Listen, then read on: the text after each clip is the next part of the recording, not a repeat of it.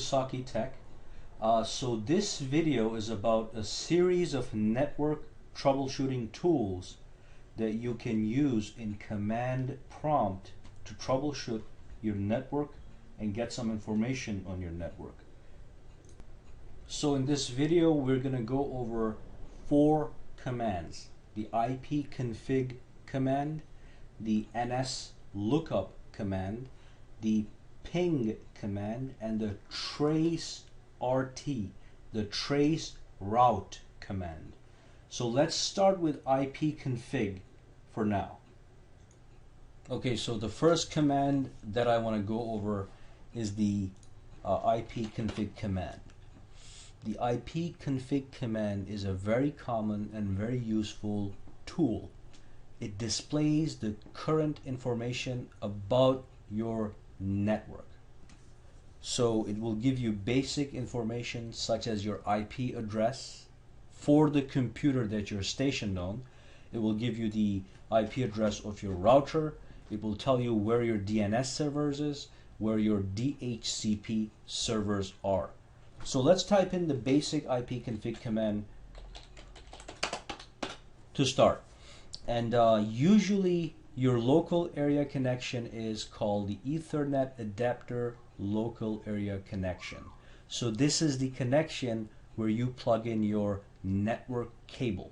The RJ45 network cable connects to the jack behind your computer, and this is the information pertaining to that connection. Anyway, you can get your IP address on this screen, which is 192.168.1.10. It's also called the IPv4 address.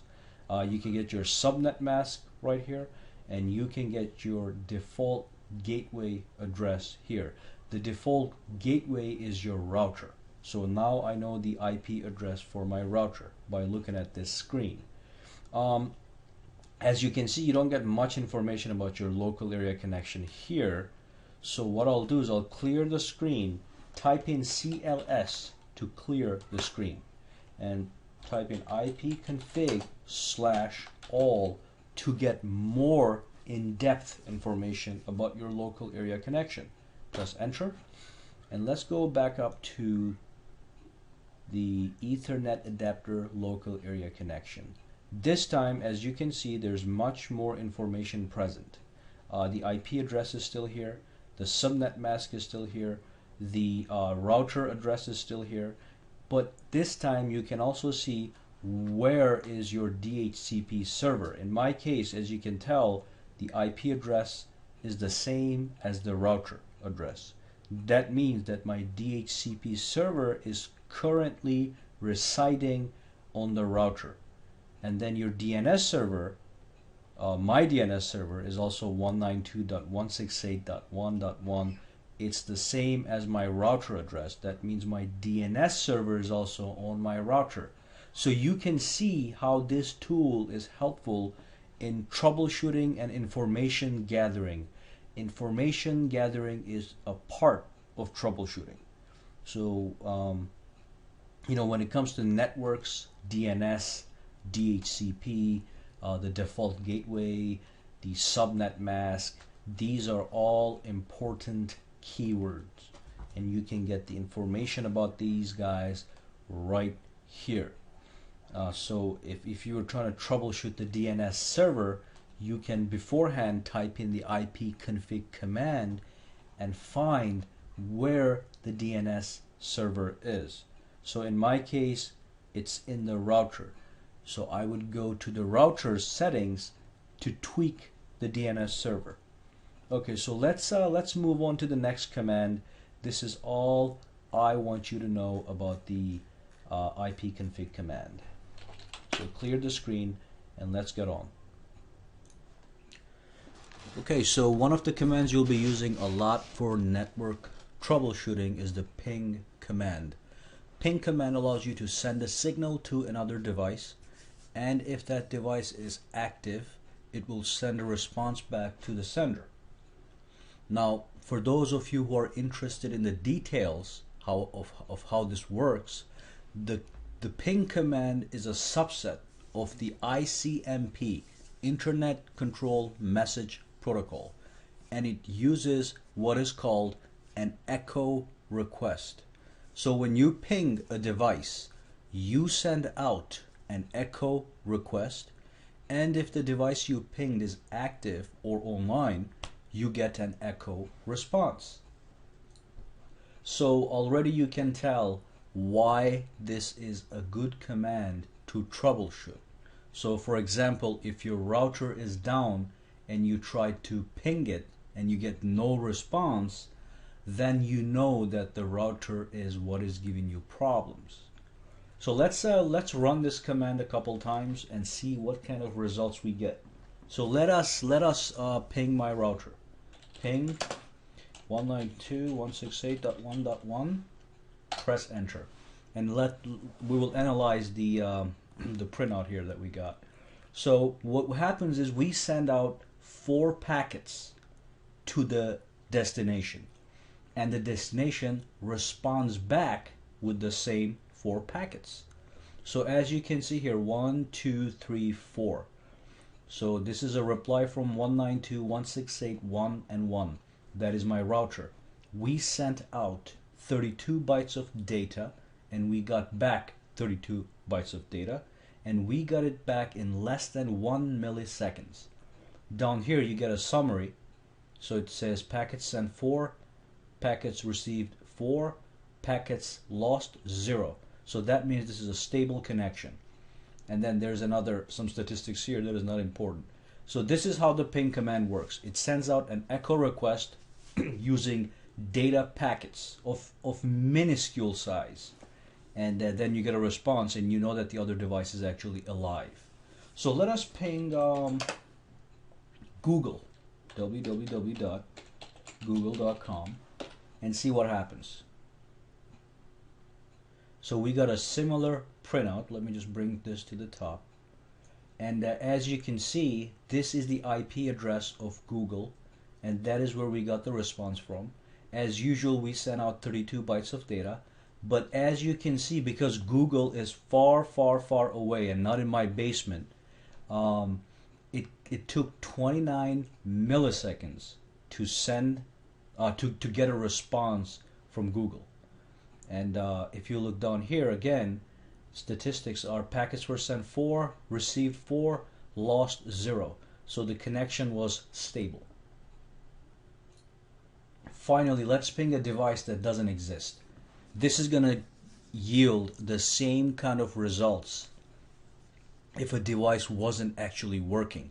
So if your router was down and you pinged your router, but you were not going to get a response from it. So let's see, ping 192.168.2.200. Press enter. So we're pinging it right now, and the request was timed out because that device does not exist. As you can see, the ping command is retrying. It's going to retry 4 times. The first packet didn't go through, second packet didn't go through, the third packet and the 4th packet did not go through.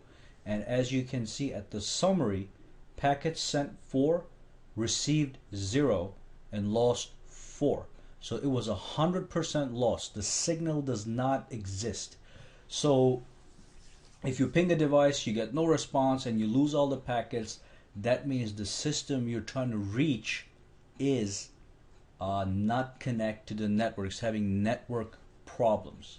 And this brings us to the end of the ping command. Let's clear the screen and move on to the next command. So the next command is the trace RT command. So what the trace RT command does is it lets you see step by step a route a packet takes to the destination that you specify.